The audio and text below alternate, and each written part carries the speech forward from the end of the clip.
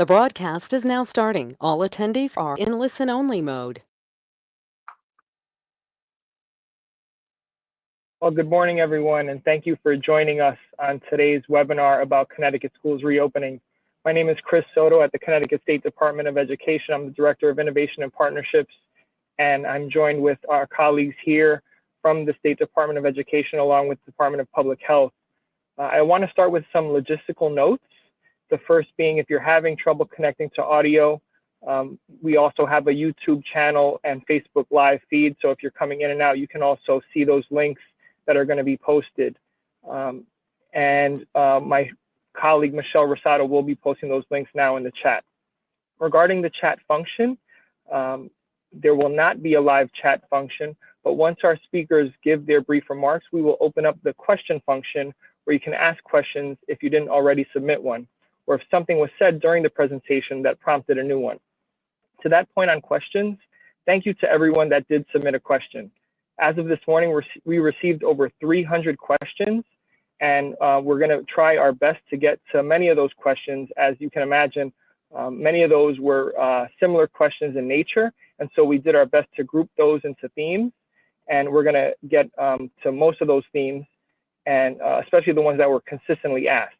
Lastly, we tried to focus on the ones that pertain to statewide policy.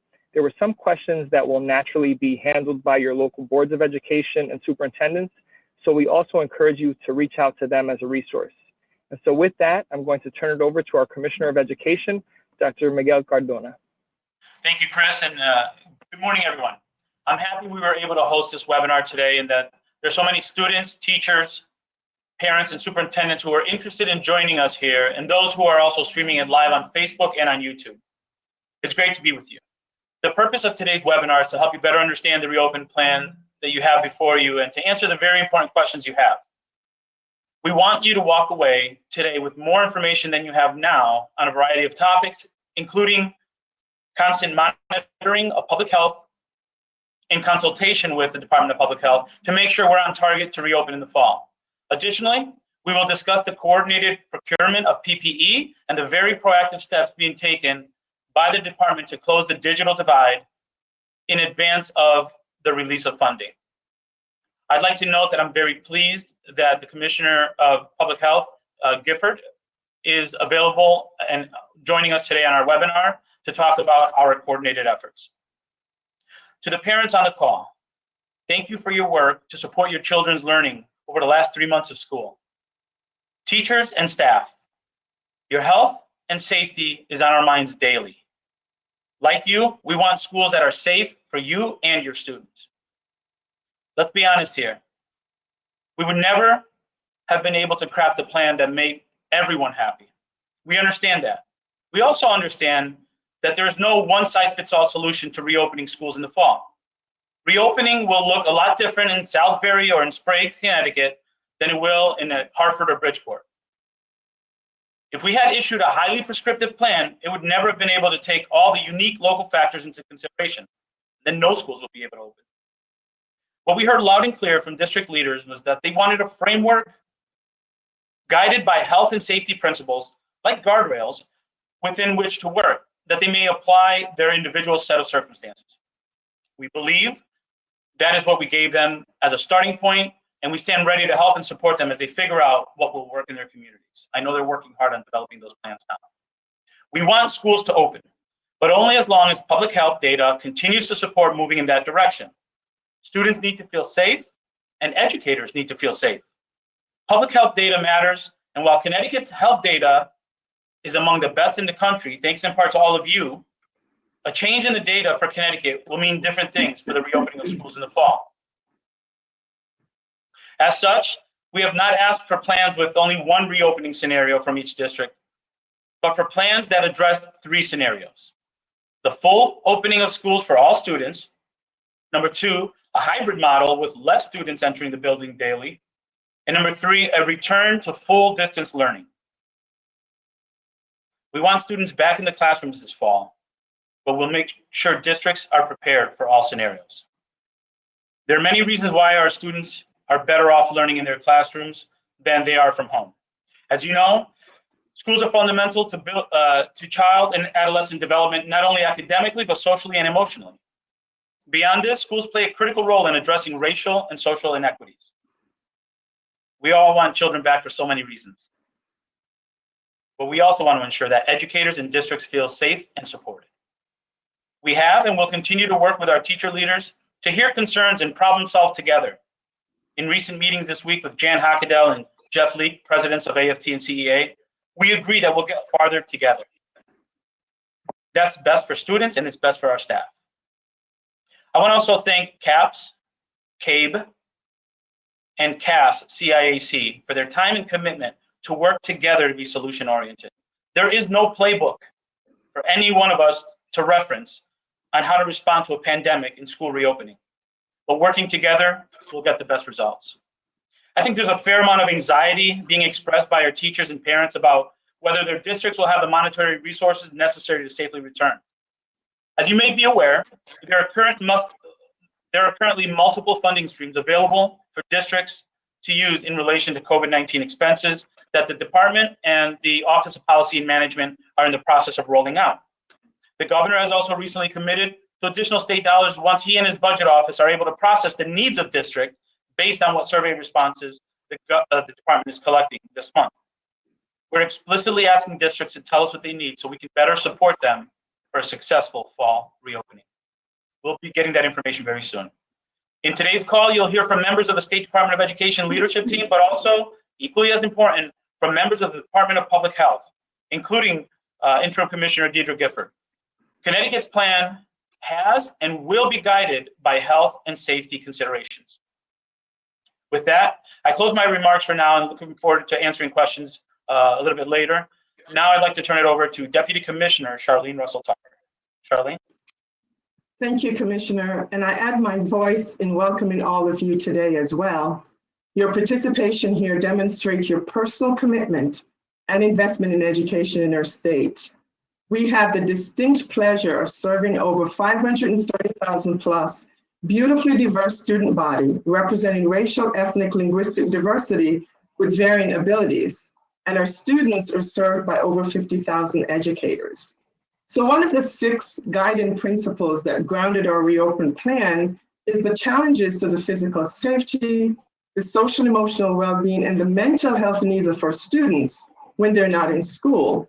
And this is an area that I will address briefly. The department had established social and emotional well-being as a priority pre-COVID, given its relationship to improving conditions for learning and ultimately improving students' school and life outcomes.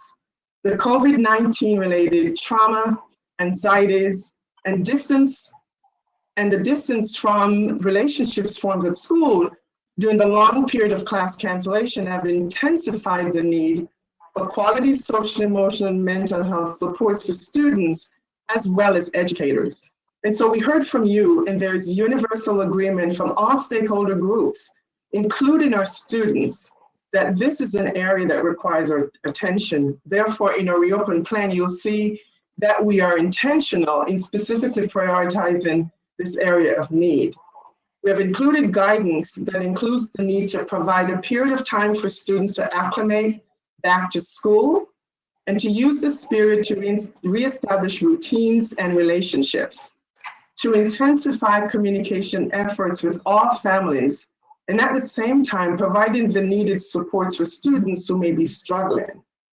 Also, to consider staff in addressing their well-being and any needed supports, to design opportunities for staff to connect, to heal and cultivate their own social and emotional learning competencies, to work with school and district-based mental health staff. We have our psychologists, our counselors, social workers, and school nurses in districts who can lead these efforts, and to ensure access to mental health and trauma support for all our staff and our school community.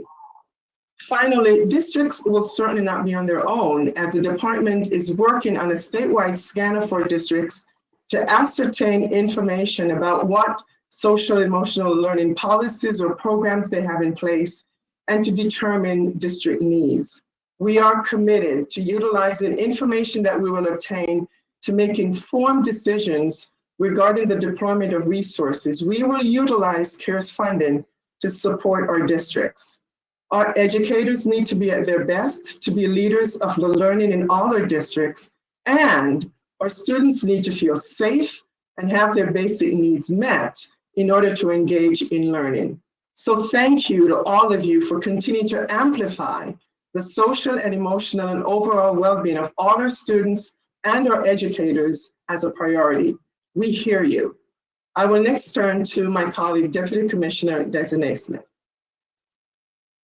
Thank you, Charlene, and good morning, everyone. It's a pleasure to be here with you, not only as Deputy Commissioner, but as a parent of 2 young kids in public school in Connecticut. And I want to take a few minutes to address some of the work that we're doing currently around the digital divide in the state. As we know, this issue has affected communities of color disproportionately. So equity needs to be at the front and center as we look to address the digital divide.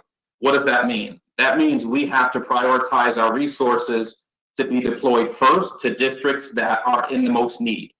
Our agency has been working closely with the governor's team to devote a good portion of both GEAR and CARES Act funding to this issue around the digital divide. We recently presented to the governor's GEAR team, and they are in the process of evaluating requests as we work together to support devices, connectivity, and content. As many of you may be aware, we had a donation from the Partnership for Connecticut for 60,000 laptops that allowed us to provide laptops to high school students in Alliance districts and a few other high schools in need. We know from our survey and communicating with districts that the need for devices is greatest in our opportunity districts. So we are encouraging LEAs to prioritize their CARES funding, in addition to using our state level funding to procure additional laptops to begin to fill the gaps, again, starting with the districts who have the greatest need. That process is currently underway. When it comes to connectivity, we're going to have to work closely with LEAs to bridge the digital divide, because the challenges around connectivity across the state are magnified because of a fragmentation of the market. Different LEAs have different barriers to connectivity. So when it comes to the issue of connectivity, there won't be a one size fits all solution for everybody. We're going to have to work with districts to provide a menu of options based around their needs for connectivity. And solving that is going to require us to work with the governor's connectivity deployment group that has been assembled with experts in the area of connectivity for our state. Right now, we're looking at all options to include hotspots, broadband vouchers, partnerships with cellular providers. So again, this work is currently underway. When it comes to content, we recently launched the CT Learning Hub, which is featured prominently on our webpage. It has resources for educators, families, and students. And I want to thank some of our partners that include CPTV, Scholastic, Wide Open Schools, Greg Tang, Khan Academy, and a host of other partners that have really stepped up to help provide resources for students and families and educators that are no cost. We will also be using additional state level funding going forward to continue to bolster the content that we are offering through the CT Learning Hub. So those are just some of the things we're working on as we speak to address the digital divide in Connecticut. Thank you. At this point, I'd like to ask Commissioner Gifford to make some opening remarks on health aspects of reopening. Thank you very much, Commissioner Cardona and Deputy Commissioners and colleagues from the State Department of Education. And good morning, everyone. Very pleased to be able to join you this morning. My name is Deidre Gifford, and I am the Acting Commissioner at the Connecticut Department of Public Health. Good morning, Governor. Would you like to go ahead? Oh, please go. Would you like to go ahead, Governor? Okay. I'm the Acting Commissioner at the Department of Public Health and the Commissioner at the Department of Social Services. I want to say thanks to Commissioner Cardona for inviting the Department of Public Health to participate in this really important conversation about school reopening in Connecticut. And I also would like to take a moment to say thanks to all of you for joining us today for contributing your thoughts and feedback. For those of you who submitted questions, it's really important that as this plan is rolled out and evolves, that we hear from all of you, we understand your questions and concerns, and that we are able to communicate with you about the origins of the reopening plan and the thinking behind it. And I'd just like to say a special thanks to all of the educators and school staff in the audience this morning who worked so hard all year on behalf of the students of Connecticut. I'm looking forward to hearing from all of you, educators, administrators, and parents about your thoughts, concerns, and your ideas about a safe school reopening. We know that there are many questions, and that's why we're so delighted that SDE has put this opportunity together to hear from you. I'm also joined by colleagues from DPH this morning, Lori Matthew and Tom St. Louis from our Occupational Health and Environmental Health Group, and Dr. Lynn Sosa from Epidemiology, who will be with me to answer any of your questions. As Commissioner Cardona mentioned, SDE and DPH have worked very closely with the governor's office in developing these reopening guidance. And also, as he mentioned, the health and well-being of our students and staff have been foremost as we have put the guidance together. And it reflects really our best thinking and the best available science on those issues. With that being said, I also want to just be clear that the guidance will undoubtedly continue to evolve as the pandemic in Connecticut and around the country evolves. As all of us are very aware, the pandemic today looks very different than it did just a couple weeks ago, and it will likely look different 2 weeks from now. Thankfully, in Connecticut, we continue to see good numbers in terms of our cases and our hospitalizations and deaths related to COVID. And we're working very, very hard every day to make sure that those good numbers continue. That is the best way for us to have a safe school reopening, is to make sure that we contain the spread of COVID in the broader community. So all of the work that the governor has been leading and we have been doing to contain the pandemic in Connecticut is really key to the safe school reopening. That includes our gradual reopening of the economy that's been slow and measured and careful. Our face coverings, which are essential and as you know, feature prominently in the school guidance. Continued physical distancing, and for those who are older adults or with underlying chronic conditions, to remain home as much as possible. Our rigorous testing and tracing strategies that we're putting in place, and of course, continued hand washing. Those things are what we do to contain community spread, and they also feature prominently in the guidance and sort of underpin all of the things that we have recommended together with SDE. We have seen schools that have opened around the world and have done so safely. We continue to learn from them every day. A lot of what we have put in the guidance reflects what's been learned in other countries that either didn't close their schools or closed them and then reopened them. So with that, I will close and let you know that we look forward to hearing from you this morning and answering your questions. Thank you. Thank you, Commissioner, and thank you for joining us, Governor. I appreciate your time. We'd love to hear from you, and I'm sure those that are listening in would also. Thank you for being here. Right. Well, good morning, everybody. I'm proud to be with you. Let me pick up where Deirdre left off. Ever since we got hit by COVID, and we got hit pretty hard back earlier this year, my priority, I think our state's priority, number 1, 2, and 3 was public health. That was what our guiding star was. We were one of the first states to slowly close things down, including our schools, sadly, but necessity. We were one of the ones that, as we closed down business, we did it cautiously. We were strict in terms of mandating the protocols in terms of social distancing and mask wearing. And I think because we were cautious and because we put public health first, we've been more successful as we try and slowly get back. We've been very cautious, as Deirdre said, in terms of how we've reopened outdoor dining, business and the such, but do it under the most strict public health requirements going forward. And that's my North Star when it comes to what we want to do with education in our schools this September. Make sure that whatever we do, public health is first. Your health, the health of the kids, and the health of the broader community, including parents and those that folks are living with.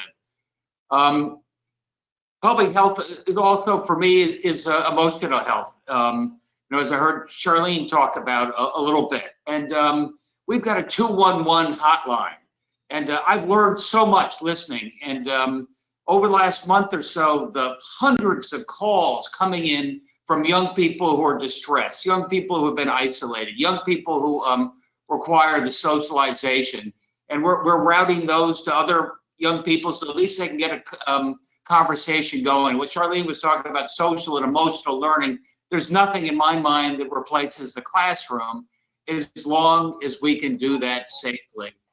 I heard Desi talk a little bit about the digital divide, which is the separate but equal of our day and age.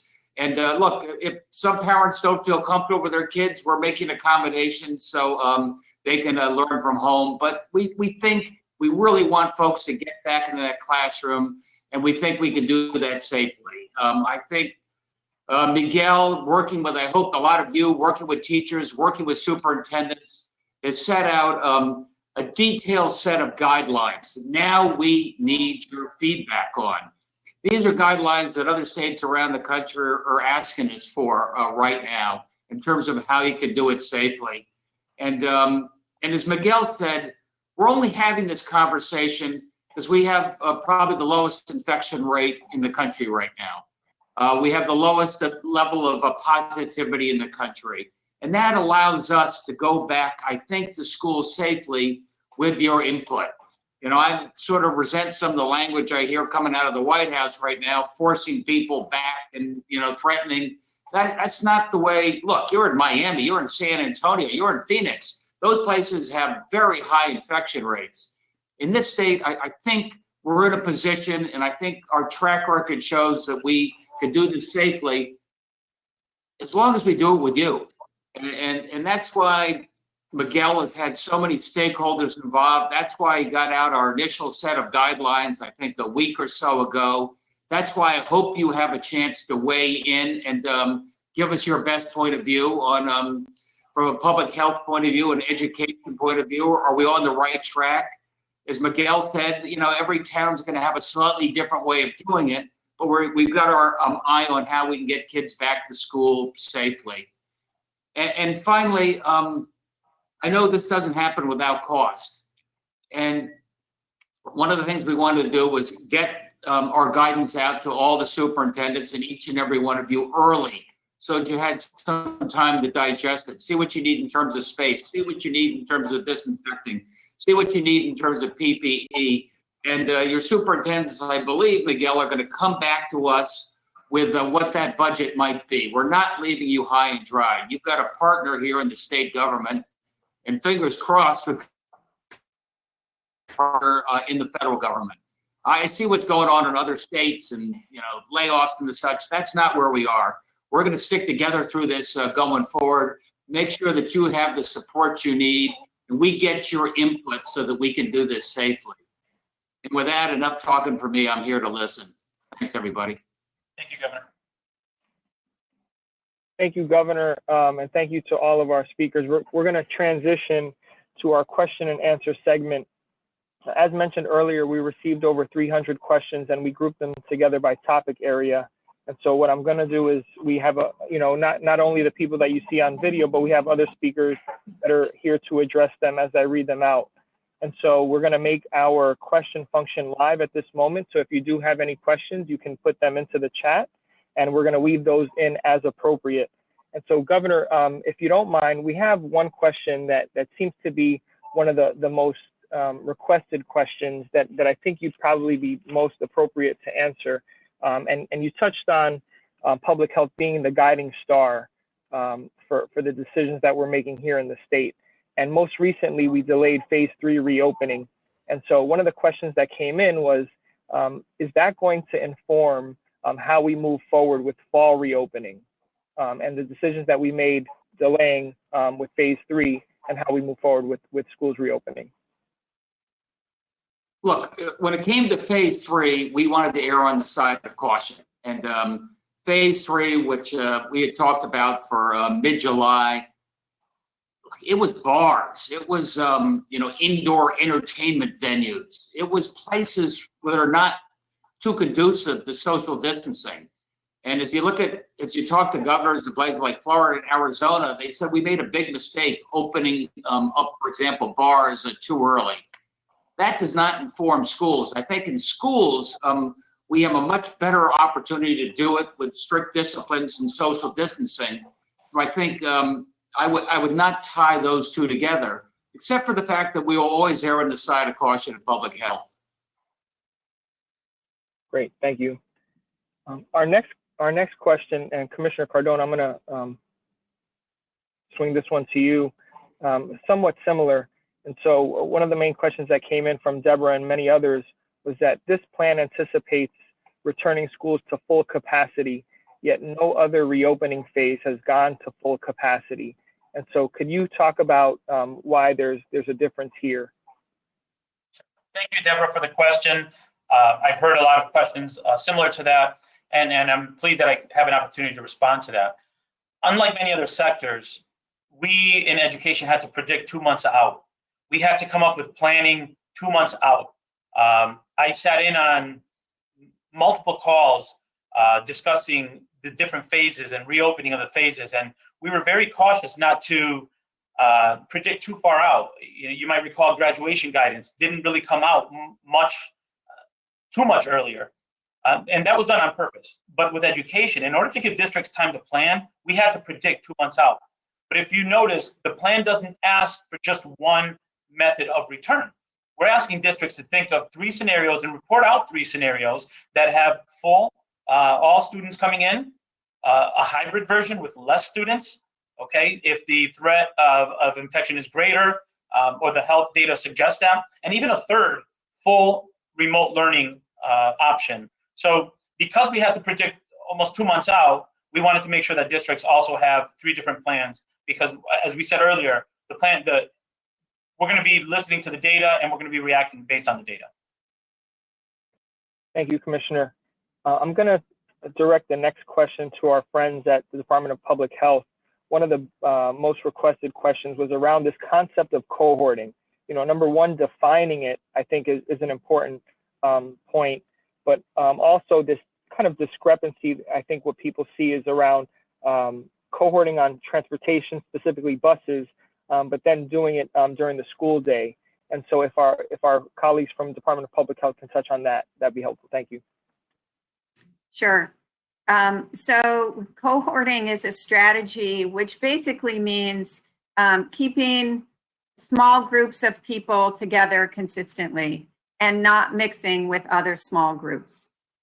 And that has many advantages when it comes to school reopening.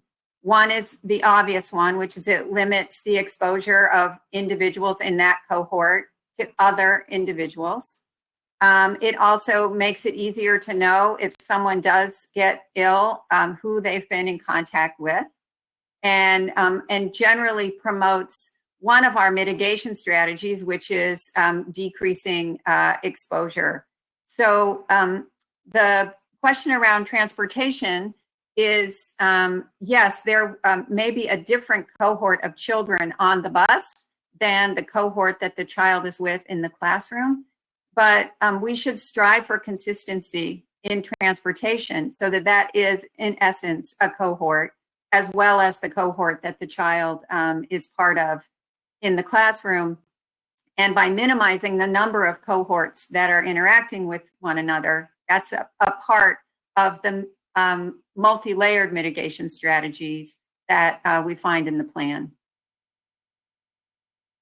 Thank you, Commissioner. You're welcome. Our next question was around specifically PPE, personal protective equipment.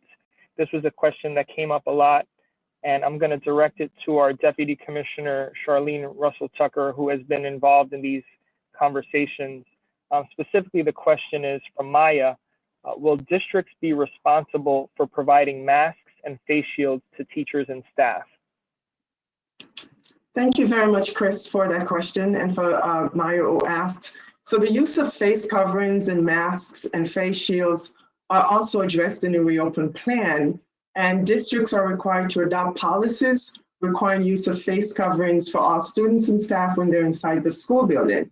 And additionally, districts must be prepared to provide a mask to any student or staff member who does not have one. So in cases where medical grade masks are required, those will also be the responsibility of the district as well. And I should share that we heard very early on from districts that they had some concerns about purchasing in bulk for their needs for PPE. And a shout out to our colleagues at the State Education Resource Center that stood up and for this needed service in procuring bulk orders of PPE. And I know that they've already gotten inquiries from over 130 school entities, and they've started the bulk ordering. So our districts are on board and are procuring what they need so they can provide what's necessary as indicated in the plan. Thank you. Thank you for that answer. And I want to stay on this topic of masks. I'm going to go back to Commissioner Cardona. In your press conference, you said that mask breaks would be a thing of the norm, and this has been vaguely discussed, but this policy may vary greatly by district. Will there be a statewide standard? You know, this is one of those things where sometimes the state putting in prescriptive measures on this could complicate things. Teachers know their kids best. Students are going to indicate when they need breaks, and districts are the ones that should be working with their schools to make sure that mask breaks are part of the process. But that's something that I think the State Department of Education can say, we need to think about it, but who better than classroom teachers and school principals to determine what that looks like in your school? And quite frankly, students will tell us how frequently they're going to need breaks, and we're going to have to work with what the students are telling us as well. Thank you, Commissioner. And similarly, an issue that continues to be asked is about mask policies and how they may disproportionately impact students, particularly students of color.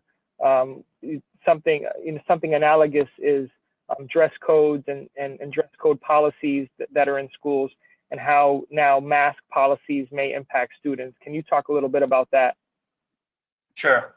I want to go back a little bit before I get into that, and this notion of cohorting. Cohorting is one of the mitigation strategies, but we know that when there's a combination of mitigation strategies, that's when it's best. So we know that in high schools, I've heard from a lot of high school folks, we know cohorting is much less possible in high schools. And at the younger grade levels, we can cohort really well during school, but we know that students have different social groups or baseball teams or soccer teams that they're engaging with after hours that we have no control of. So a combination of mitigation strategies is best, and we know that at the secondary level, facial coverings are going to be one of the primary methods to reduce transmission and reduce risk. So the question about disproportionality in students that are being called out for not having, listen, our districts, we know that now having masks available for students that don't have them will be much like in the past how we handed out pencils when students didn't have them. And we try to make them available for students so that they can learn. More recently, we learned that the device distribution really is something that we need to do to equalize the playing field and access to education. Well, moving forward, facial coverings is going to be that. So we need to make sure that they're available to students. And if there are concerns about not having them available, those are things that we need to address. And also engage students in the work of communicating why it's important to wear masks. These are health decisions now. So I think critically communicating why we need masks, having students be a part of that conversation, have them help, I think that's how we need to address it. Thank you, Commissioner. I'm going to turn back to Commissioner Gifford. We had a lot of questions around health and safety, and the first one that was probably the most asked was around why there was no mention in the plan around regular testing and temperature checks. Thanks, Chris. I just want to, if I could, go back to what Commissioner Cardona was saying about the importance of mask wearing as one of our multi-layered mitigation strategies. And first of all, to reemphasize what he said about the nature of this guidance being many layers of mitigation. There's not a single practice that is will be the magic bullet, but there are multiple different practices that, when combined together, are going to maximize the safety of reopening schools. And certainly face coverings are among the most important. And I'll just say, because I'm turning into a broken record on this, but I'll say it again, that we all know that the way this disease primarily is transmitted is through close personal contact and sharing of droplets, infected droplets from one person to another. And masks are very effective. Cloth face coverings are very effective in preventing that transmission from one person to the next.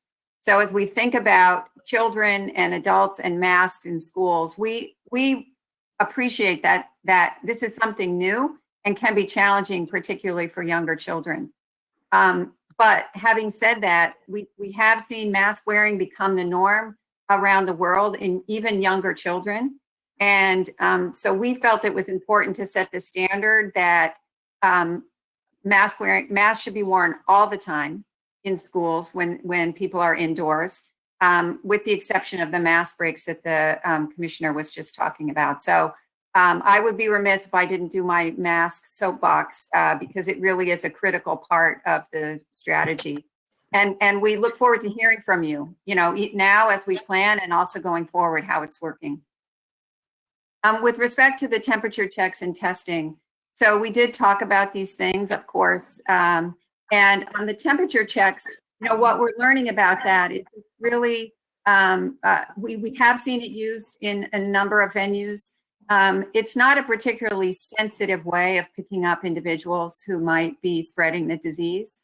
We should be educating all of our students and staff about symptom awareness, so that people who may have a COVID infection don't come to school. That's going to be really, really important, and having strategies to quickly identify and isolate symptomatic children or staff during the school day. But what we have found is that you actually, with doing temperature checks, you can get bottlenecks at the entrance to the building, which actually might sort of defeat the purpose of picking up somebody that might be entering the building with a fever. So we weighed the risks and benefits on the temperature checks, and the consensus was that the benefits did not outweigh the potential risks of having those children crowded and having to have staff doing the temperature checks.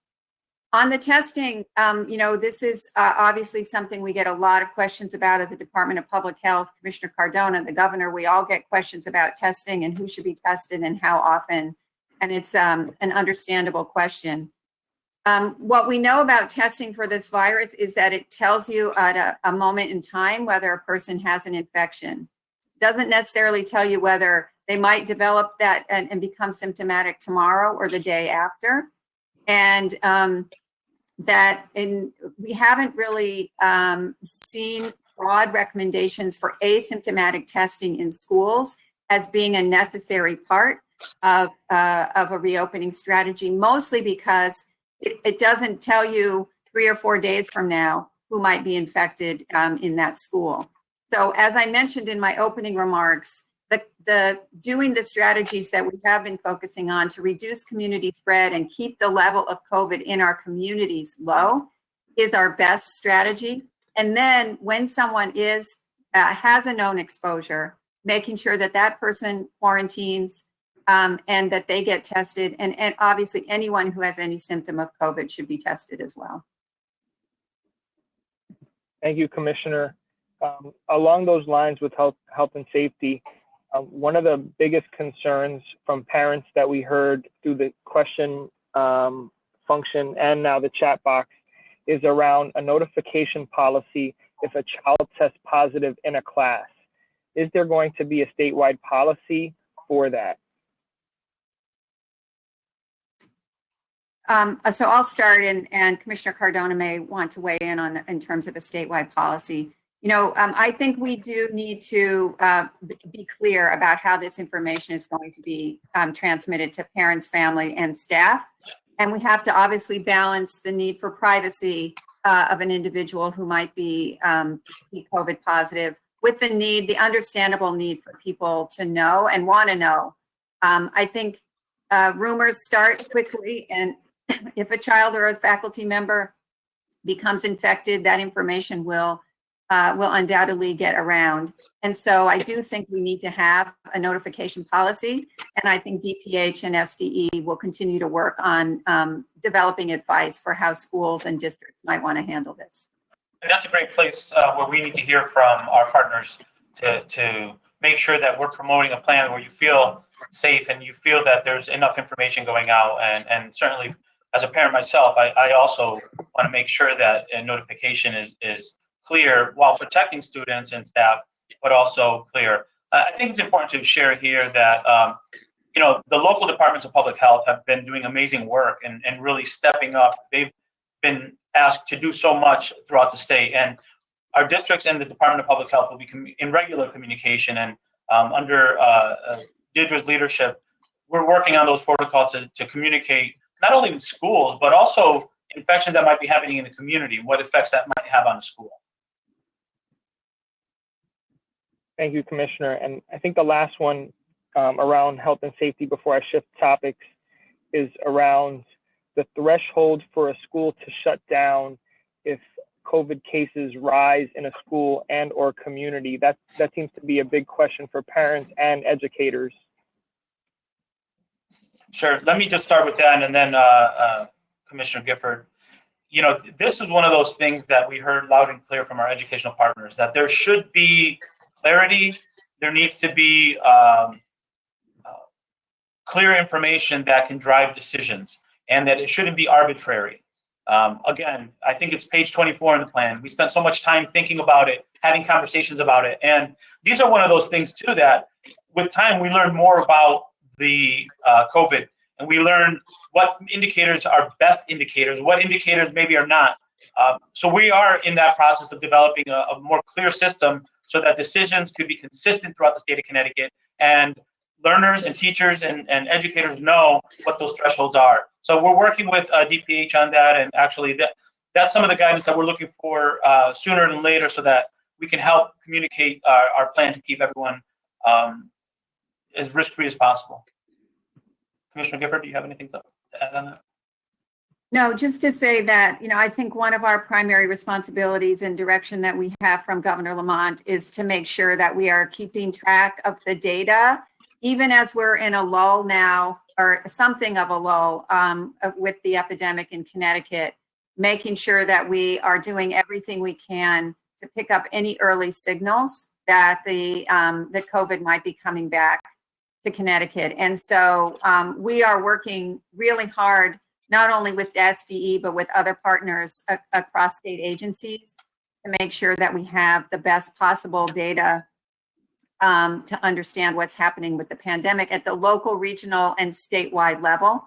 So we've come a long way just since this started in March, but I just want everyone to know that the Department of Public Health and all of our partners are continuing to work to enhance our capacity to monitor the data and share that with the public. And I think that's what Commissioner Cardona was talking about, is the importance of making sure that there's an understanding of the basis for these recommendations and decisions. And Commissioner, I will also jump in a bit here to further underscore the relationship with DPH, and for everyone listening to know that we've set up systems where we're now regularly communicating and meeting with DPH on a weekly basis to address issues and concerns as they come in.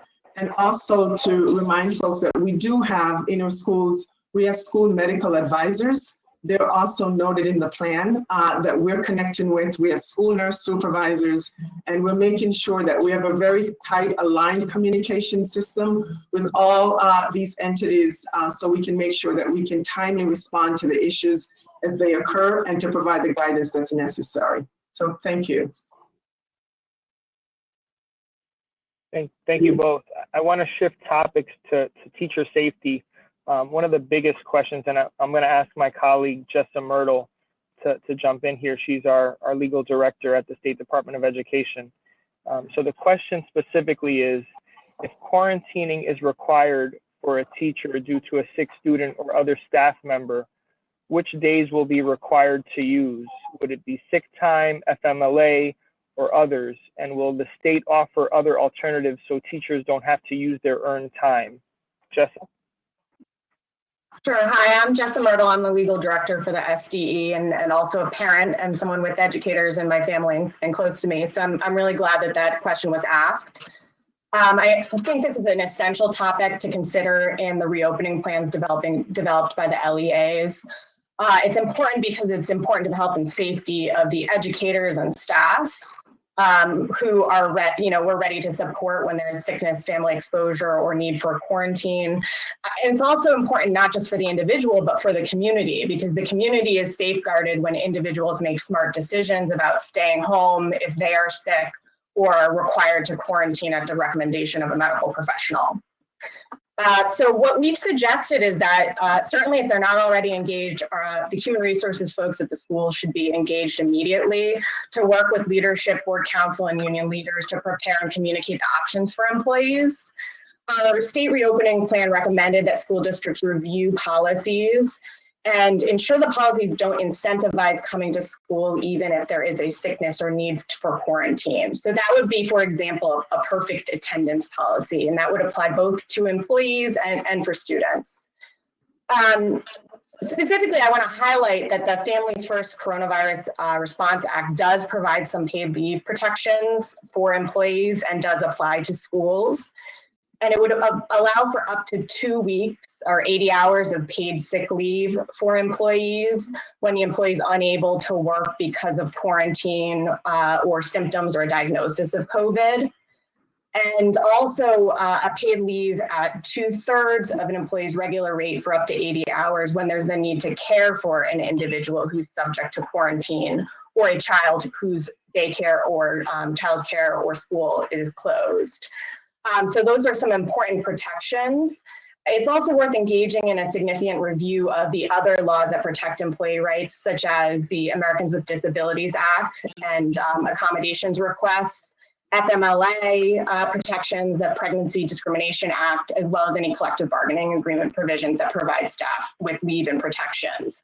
It may be that in certain circumstances, if an individual must quarantine but is not experiencing symptoms, that they would still be able to provide remote support or otherwise be accommodated to continue to provide supports to the school despite needing to stay at home, which may be a way to have them still be actively working but not using sick time or some sort of personal leave. So again, I think the bottom line is that there are employee protections in place, and we are planning to work actively to ensure that LEAs have the support and guidance that they need to focus on safety and comfort level for return to the building for staff and educators, and that they're working within these legal protections and also considering other types of accommodations or creative ways that they can promote an environment where there's not a feeling that teachers or staff or other educators need to come to work if they're experiencing any sort of symptoms or required to quarantine as a result of a medical provider's recommendation. That I will turn it back to you, Chris. Thank you, Jessa. I do want to shift to another topic that was very hot on the minds, and that's around special education. So I'm going to ask my colleague, Brian Klimkowitz, to prepare. Specifically, the question is asking, a child's IEP requires in-class services from multiple support staff who service children in multiple classrooms in multiple schools. Doesn't this affect the cohort? So I think there's a public health question in there, but also around supporting our special education students. Thank you, Chris. Yeah, we have received quite a bit of questions and feedback from our stakeholders around this, and we will continue to work on this issue to be able to provide guidance. As Commissioner Gifford mentioned earlier, around details related to the cohorting to try to reduce cohorts as much as possible as a strategy. I just wanted to be sure that districts and educators where parents are aware that there have been no waivers of IDA requirements. So in their reopening plans, districts really need to keep primary and at the forefront least restrictive environment for students, which is really the foundation of the IDA, and ensure that students have access and equal opportunities as their non-disabled peers. So I know that there is some incongruencies with the requirements of IDA and the safety requirements. But again, as I mentioned, the legal requirements of the IDA do remain in place. So we will continue to work with our districts and parents to support that. We really want to emphasize the fact, which we all know, that students with IEPs and students who require special education are general education students first. So using that as a primary foundation for your decisions is critical and essential. And then within the spirit of the IDA, being able to make individualized determinations for students is really the essence of the IDA and an important component in planning as well. We'll continue to work to support districts as they navigate these complex special education issues and to provide guidance and state policies when necessary. And if I could just add, thanks, Brian. Thank you. That there is a section in the guidance that that talks about this, and one of the things that we just wanted to amplify to Brian's comments was that when possible, the child involved, the student involved should, if she or he can, wear the facial coverings. That would be important. And we should maximize physical distancing whenever that's possible. Obviously, with some forms of therapies and other interactions, the physical distancing will be more challenging.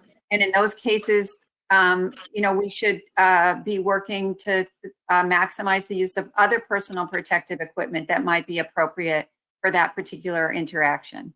So there are, again, different layers of how we might think about these, providing these services that tie in with the way we've been approaching the layers of mitigation in other settings. Thank you both for that answer. I want to shift to another topic that's a popular question, specifically around TVAL. And so I'm going to ask our colleague, Shawana Tucker, to be prepared. So the question is, will TVAL be waived this year? So I'll jump off. Thank you so much, Chris, and thank you to our guest for that question. We are in the process of giving some very serious thought to how we are going to handle TVAL moving forward in this coming school year. We are aware of the concerns that you have voiced to us, and we have our own based on all of the demands that are being placed on districts right now regarding school reopening. So within probably, I'd say the next 2 to 3 weeks, we will have guidance on how we're going to move forward with TVAL, whether that be a waiver or whether that be some flexibilities within our current system. So stay tuned. As soon as we have that ironed out, we will provide information. It will be forthcoming. Thank you.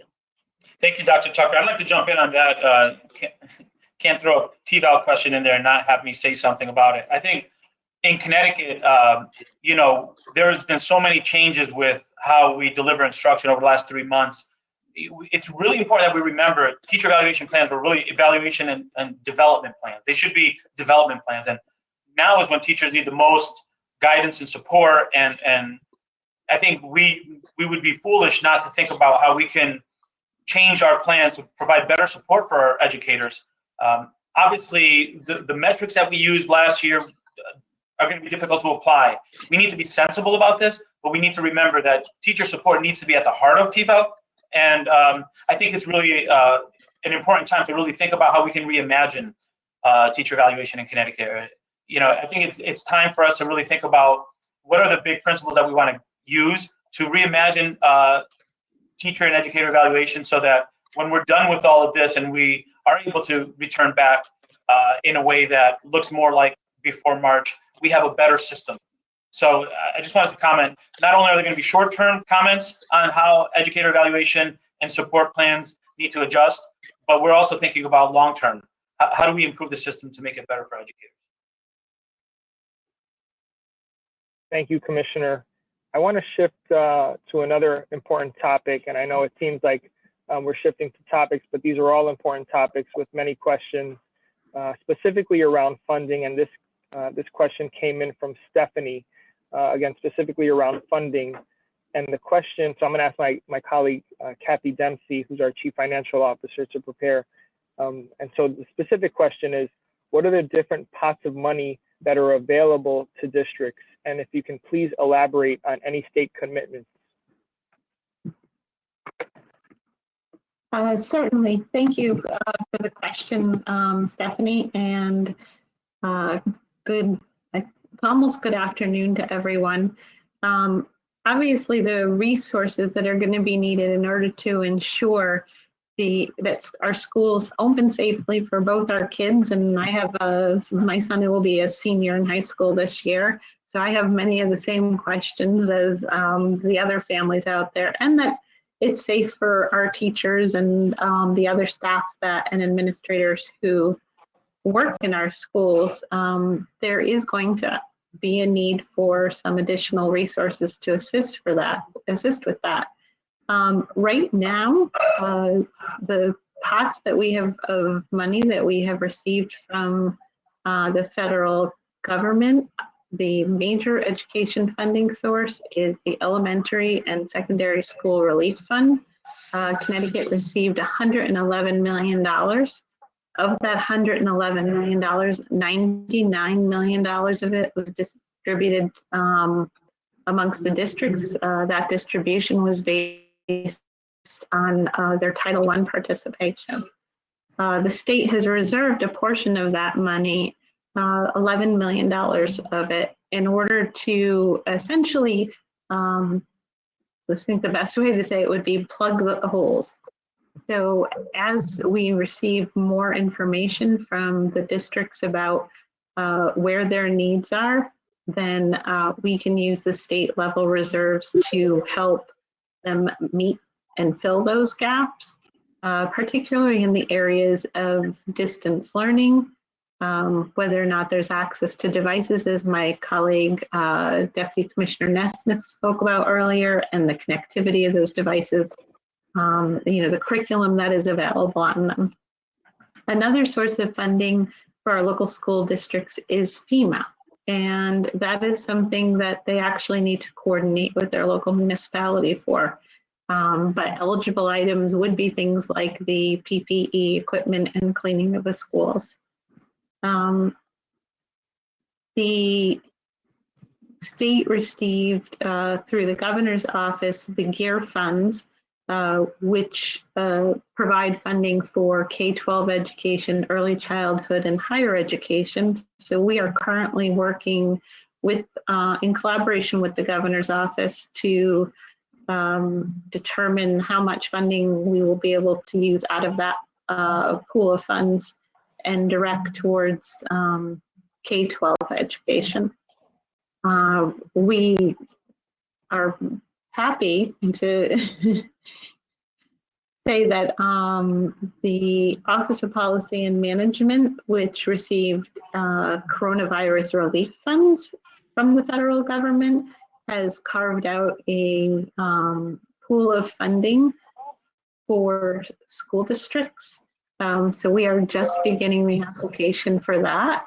And that will be an opportunity again for districts to access additional funds beyond their local budgeted appropriations. One of the things I would say that is so critically important is the department released a survey to all of the school districts, asking for them to provide us with information about expenditures that they might anticipate beyond their current budgeted level. That information will be crucial for us to provide to the policymakers in the governor's office at the state level, again, with an eye towards partnership around resources in assisting districts to get through this. And the other thing that I would say, and that we regularly encourage at the department, is partnership not only with us, but also at the local level between school districts and their local municipalities. I mean, I don't think that there is any way that we all individually can come up with enough resources, whether they be funding or people. This is something we need to do in collaboration with each other. And the more informed and the more open the lines of communications are, I think the more successful we will be at distributing the resources that we do have to meet schools' needs. Thank you very much. Thank you, Kathy. I want to underscore something you said there. Like, we're all in this together. We all are being affected by this, and the degree to which we work together and look for innovative ways to pool our resources is going to be the best strategy to help us continue to recover from this. And any dollars that we have control over, we're also going to do what we can to help close that digital divide.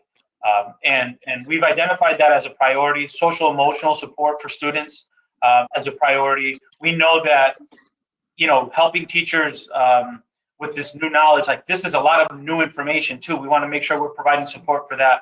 But any dollars that we have, we're going to be pushing it toward those same major goals, knowing that remote learning or distance learning is going to be a part of the process, especially if the changes in the data suggest that we need to roll back a little bit, or some students need to do it from home. So we want to be clear that we're in it as well. And any pennies that we have, we're going to earmark it toward those things that we know districts are also thinking about as well. Desi, did you want to share something? I thought. Yeah, Commissioner, you covered a lot of what I wanted to add there. I think it's important to think about these things. When we talk about devices, it's one thing to get devices in the hands of students, but they need to be able to connect. So you can't have a device approach that's in a silo separate from connectivity and content. So I just wanted to reiterate that additional state level funds are being targeted to attack the device issue, the connectivity issue. And if you give students a device and they connect, we need them to be able to connect to high quality content.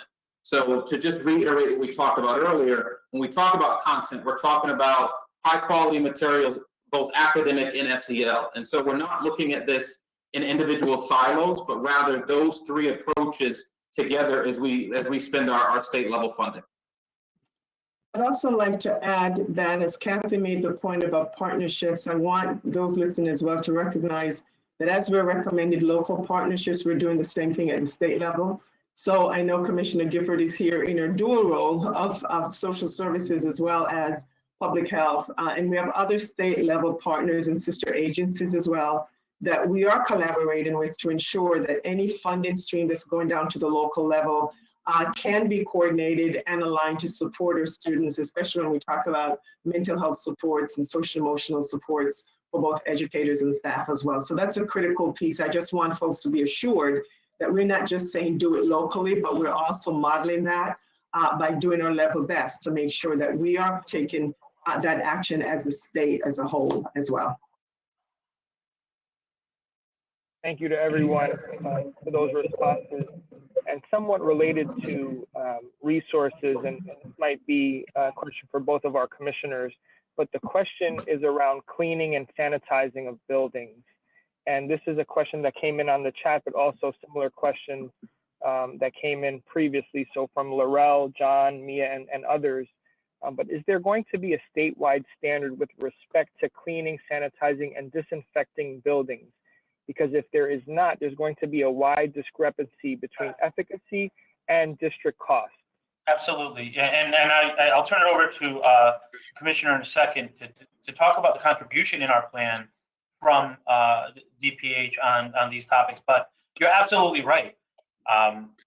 When Commissioner Gifford talked about different mitigating strategies, enhanced cleaning is one of those. not having one of these mitigation strategies can affect the whole plan. Our custodians have worked really hard. Our facilities directors have worked really hard over the last 3 months, staying on top of things and making sure that they're out there making sure the buildings are clean when we have people picking up breakfast or lunch, or when we have summer school programs that are starting now, making sure that they're a part of the team. They are an important part of the team. So having clear standards on what is expected, yes, definitely. And as I talked about before, there can't be ambiguity between districts of what works, what doesn't work. So constant, clear guidance on increased cleaning is necessary. I would also say, as districts consider staffing, we need to make sure that we're thinking about our facilities staffing to make sure that our buildings are clean and they're safe for students and staff. As a parent, I know that the surfaces that my children touch should be clean, and everyone should have that. Staff should have that. So yes, to answer your question, there needs to be clarity there. And I think we got some really good information from the DPH to guide our decisions on that. So I'll turn it over to Commissioner now. Thank you. And I want to say thanks to the team from DPH that's joined me on the phone who helped. And there is, yes, a supplement in the guidance that talks about cleaning for facilities that's consistent with some of the other cleaning guidance that we've been giving during the reopening process for other sectors beyond education. And the guidance talks about, to the point of the question, some standardized guidance around both weekly cleaning, but also, what should be cleaned daily or even more frequently than daily, and what procedures should buildings and districts be thinking about having in place for periodic cleaning of high-touch areas throughout the day. And I want to echo the commissioner's thanks to the staffs in all of the school districts who do that tough work of cleaning and maintaining the buildings. You are such an important part of the educational process, and we're really grateful to have you as part of this, a really important part of the reopening process. I will say again that transmission, we're learning more every day about transmission of this novel coronavirus. And the primary mode of transmission is, as I said, person-to-person contact. We're finding less and less evidence of, touching being, or surfaces being an important mode of transmission. Clearly, we know that the virus can survive on surfaces, and we know that touching surfaces and then touching your face is not a good idea. But that is a less important mode of transmission than the close person-to-person contact, and that's why we're focusing on the distancing and the masks, as well as the cleaning and hand washing. Thank you both. And along those lines with facilities, I want to just stay on that topic for a second, specifically around concerns with ventilation. We talked about masks, and there are some schools that have poor ventilation with no AC, and there are some schools that are newer with AC, which is going to make the mask experience vastly different for students. And so what will be the state's response for this for students? You want me to start, Commissioner? Sure. Okay. So in talking to our team at DPH, they shared with me that we regularly, outside of COVID times, we regularly are in correspondence with local districts and with schools about, on a particularly hot day at the beginning or end of the year, how to manage that in a classroom. And so we would anticipate that those conversations would continue. And if heat in a classroom got to the point where it was distracting from teaching and learning, then we would of course want to work with the local health department and the administrators in that district to talk about considerations for early dismissal when it's not possible to conduct the class in a way that because of the heat. Right, and I think, just to piggyback on that, it's really important that districts feel comfortable working with their local partners to make decisions that are in the best interest of the students and staff.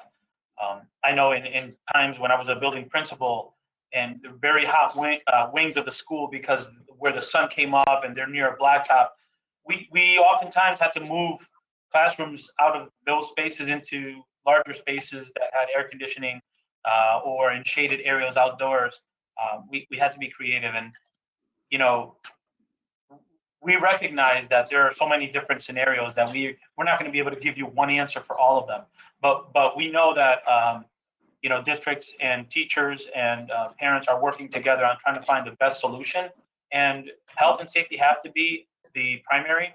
But we also know that sometimes the best answers don't lie at the State Department of Education. That when you talk to teachers and talk to parents and talk to principals, they can come up with some solutions. As you mentioned, health and safety have to be kept at the forefront. And if in some cases the lack of ability to breathe well because it's so hot and muggy, you should have the freedom to make decisions on what's best for kids in that school. And we don't want to take that away from anyone. Thank you, Commissioner. So I want to shift a little bit towards remote learning, specifically around the model. So I'm going to ask our Deputy Commissioner, also our colleague Irene Parisi, and you, Commissioner Cardona, just to kind of be thinking about these questions. The first question is, what is actually going to determine when a school can move from full in-person to the hybrid model or fully remote model? Not thinking about when it's a school can be canceled, but from the opening, the actual opening. Is it community transmission, or can the district make its own decision? Right. So kind of like what we talked about in the beginning, we need to look at it as not as a static decision, but a fluid process. I don't know how long. I defer to my DPH partners. I don't know how long this is going to last, but we have to plan for the long term. We have to plan and think that it could be that we are forced to scale back a little bit because of those health indicators that I mentioned earlier. But then as things get better, we can scale forward again. As I said earlier, we're working with DPH to try to identify very clear standards that could be used community-based or maybe regionally. I think the thinking is that it probably makes more sense regionally because COVID doesn't know town boundaries. And if there are regions in Connecticut that may be experiencing waves or increases, then we should think regionally. But I think that's the piece of information that we're still trying to develop for our district partners. Just earlier this morning, we had a 2-hour meeting that Commissioner Gifford and I were on it, talking about how do you plan for a reemergence? And we want to make sure that we're thinking 2-3 months ahead, 4 months ahead, while knowing that there's nothing set in stone. So what I want the listeners to hear, what I want the parents to hear and the teachers to hear is, we're coming up with scenarios here. And it might be that we're being asked in the next 6 months to go back and forth. We need to be prepared for those scenarios. Commissioner Gifford, do you want to add to that? I think we hear that every day, but I don't know how many in the audience are knowing that these are the conversations that were happening regularly. Right. I don't know that I have too much to add, Commissioner. The public hopefully is aware of the numbers that we look at every single day. Our cases by town, our hospitalizations, our deaths. And then, as I mentioned in my opening remarks, we're continuing to add to the data to make sure that we can detect signals that the pandemic might be returning in a stronger way. It hasn't left us altogether, as we know. We continue to see a small number of cases between 50 and 100 every day in Connecticut. But it's not spreading in the way that it was earlier in the spring. The chances are, if you look at any map of coronavirus spread in the United States, you'll see that the spread is accelerating in a large number of states. And so to the commissioner's point about the virus not knowing geographic or demographic boundaries, the governor has said Connecticut is not an island, and we have to plan and are planning for a potential resurgence of community spread. And that's why I think this strategy of having multiple layers of a back to school plan makes a lot of sense. And we will continue to partner with SDE and with you all to make very clear what the measures are that we think ought to be triggering a change from one of those plans to the next. Thank you both for that answer. And along those lines, this question came in from Beverly. And so in the event that we do have to move back to a full remote learning, if classes are canceled again, will the state offer a standardized learning system for districts? Sure, I'll tee off. We have DESE, Deputy Commissioner Naismith, and Chief Academic Officer Parisi on the line that can go more into it. But in March, we recognize that this is going to be a long-term process, and we worked really hard to try to get that answer worked on early. And I'm really pleased with the progress that we've made as an agency. And I'll have Desi talk a little bit more about what's available now, and then maybe ask Irene to fill in some of the blanks on what parents can get now, because I think it's important for us to recognize while we're in summer now, students have missed traditional experiences in learning, and there are some resources right now that are available to students that we want families to know about, summer camps to know about. So Desi, could you fill in some of the blanks there? As I mentioned earlier on in opening, we just rolled out our CT Learning Hub that has resources for educators and parents and families. And I'd like to take the opportunity to let our Chief Academic Officer, Irene Parisi, speak a little bit about what that looks like and how families and students and parents can benefit from that right now. Sure, thank you. And thank you, Beverly, for that question. Not only as the Chief Academic Officer for the State Department of Education, but as a teacher, it has been very important to support the guiding principle of emphasizing equity, access, and support. And yes, we're very proud to have launched the CT Learning Hub on June 30th and to provide universal free access anytime, anywhere. But at the same time, it's to accelerate learning and advance equity. Right now, the Hub provides free supplemental resources to support all districts in their planning for on-site and extended remote learning. And certainly it's not just school districts, it's also for our camperships and for our private partners. The Hub is going to evolve and grow over time, and I'm excited to share that since its launch, we've actually provided 3 new additions to support summer learning and beyond. And next week, we have some scheduled updates to include PD on-demand playlists, which anyone can access, and to further provide model curriculum. I know that this is an important need for everyone, but model curriculum, which in the form of open education resources are available. We're also going to include a recorded tutorial on how to use the CT Learning Hub to develop lessons and learning plans to further plan when you're on site and certainly in the extended remote experience. And just to echo Deputy Commissioner Naismith, we're really going to continue to bolster this hub.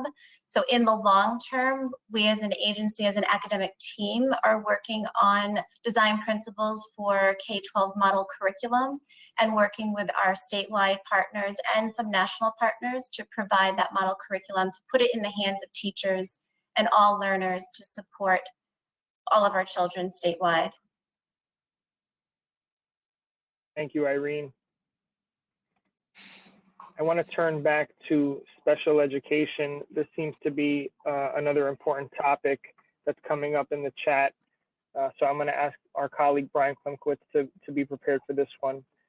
And so the question specifically is, will timelines or requirements for special education, free access for public education, free and appropriate access for public education, and LRE, if you could define that, be adjusted for reopening? Thank you for that question, Chris. Yeah, I touched upon this a little bit earlier in my response. The short answer is that there will not be adjustments. The IDA, Individuals with Disabilities Education Act, as well as the ADA, do not specifically address health pandemics. And up to this point, neither Congress nor the U.S. Department of Education's Office of Special Education Programs have permitted or allowed for any waiver of timeline requirements. I spoke a little bit earlier about the foundation of least restrictive environment for students and equity and access, and those tenets are still in place. Again, we will continue to receive input from all stakeholders, including students. I'm proud to note that we have structures in place where we've had an opportunity to hear directly from our students, which is extremely powerful, as well as our interagency partners and our parents, educators, and special education leaders. So we will continue to address specifics within the procedures and the practices of the requirements, but there have been no adjustments or allowable adjustments. I will say within that context, we still emphasize safety first and foremost. The essential communication between schools and home, and having parents be an equal partner and student voice within those decisions, and a focus on the individualized needs of students. And when we do those three things, we're going to be in very good shape moving forward. And I appreciate all of the patience and flexibility that our stakeholders have had. But when we're student focused and keep the student at the heart of the discussion, good things will continue to happen across the state during very difficult and challenging times. Thank you, Brian. I'm just monitoring the chat, and we have a couple of questions. I'm going to ask Deputy Commissioner Charlene Russell Tucker to be prepared for this one. Leah and a bunch of other people who have weighed in on this. So it says the reopening plan has several training requirements for districts. Is the state going to provide information to the school community, including families, to help them make appropriate decisions and help with improving health and safety and well-being? Thank you, Chris, and a great question, and thank you for asking about that. As I listened to Commissioner Gifford earlier, we're talking about symptoms awareness and just general safety. I am pleased to share that we have a cadre of pediatricians and other medical health professionals who are willing and able at this point in time to stand up some webinars or town hall meetings to answer questions. It's kind of the virtual house call, really, to address some of these issues. And yes, so we are working on that. So we ask folks to be on the lookout for those opportunities that we will be providing. The Connecticut chapter of the American Academy of Pediatrics, we've got physicians there, also offering to be supportive and helpful. I mentioned earlier about our school medical advisors. So we will be setting up some formal times when educators, I think we're going to do one separate for educators and one for families. We may do a few of those, a series of those, where they can literally call in and talk directly to these health professionals and ask questions and get guidance around how to proceed. Safety, as we say, is so critically important. You can get the latest information about what's going on and with the virus, but as well, most importantly, how to stay safe. You know, how do you make sure you're checking your child before they come out to school every day, get on the bus, and for yourself. So we're preparing to do that, and we'll be sharing that information soon publicly. Thank you, Charlene. So another question that I'm monitoring in the chat, and I'm going to ask Commissioner Gifford if she could prepare. This is also a question that came up in previous questions via email. There's concern about the virus on papers and teachers sending students home with papers, coming back with papers, sharing during the classroom.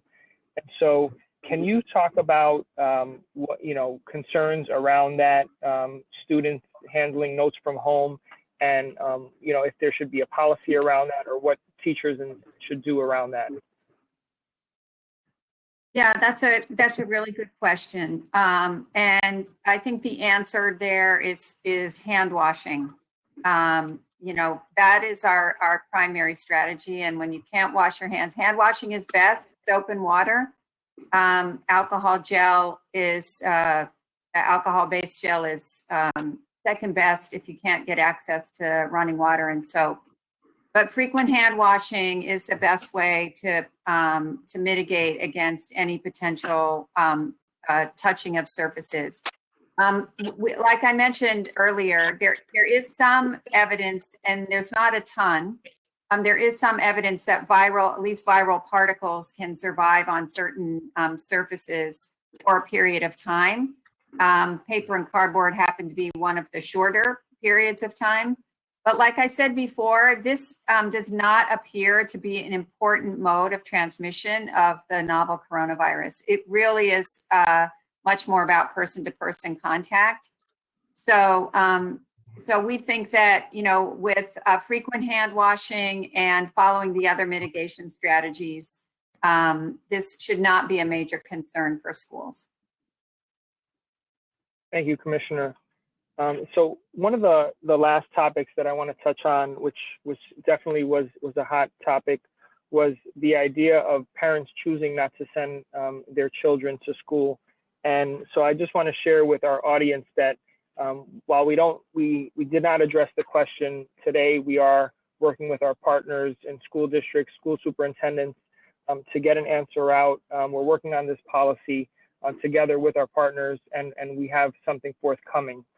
So we just wanted to make sure that we did acknowledge the question that came in multiple times, and we are working on that. I wanted to turn it back over to Commissioner Cardona. We are running up on our time limit, and so I want to turn it back over to Commissioner Cardona for some closing remarks and last thoughts. Thank you very much. I again want to thank everyone who took time out of their day to be with us, whether it's through the webinar or online. We recognize that there's no more important topic right now than the discussion of how to safely reopen schools. You know that everyone on this team and those who you didn't see who have been working tirelessly also join you. We feel the same way. There's such a, nationally, there's such an importance on doing it well and doing it safely. And we know that Connecticut, we've been successful in reducing transmission, and we don't want to blow it. We want to do it right. We also know that everyone is responsible for our success. Just like Connecticut's success was based on how people made personal sacrifices in terms of going out or maintaining distancing or wearing facial coverings. Reopening our schools is going to require the same level of commitment, partnership, and open dialogue. We feel that our plan gets the conversation going and provides some direction, but also provides the flexibility needed for others to weigh in on what they think is important. It's a very important topic that we're going to continue to work on and work with you on. We're listening, we hear you, we understand that it's challenging, and like you, we're dealing with this with the best information we have, and we're constantly listening to see how that evolves.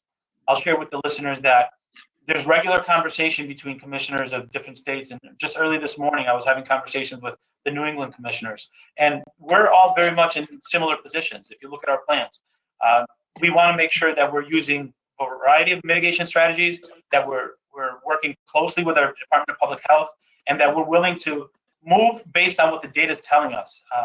And I know sometimes we want to think back to what school was like before COVID. We want to get there. That's all of our goal. But right now, we have to sacrifice in order to make sure that we can get our students in school safely and our staff in school safely. And it means that when we do return, it's going to look different. And we're going to have to still compromise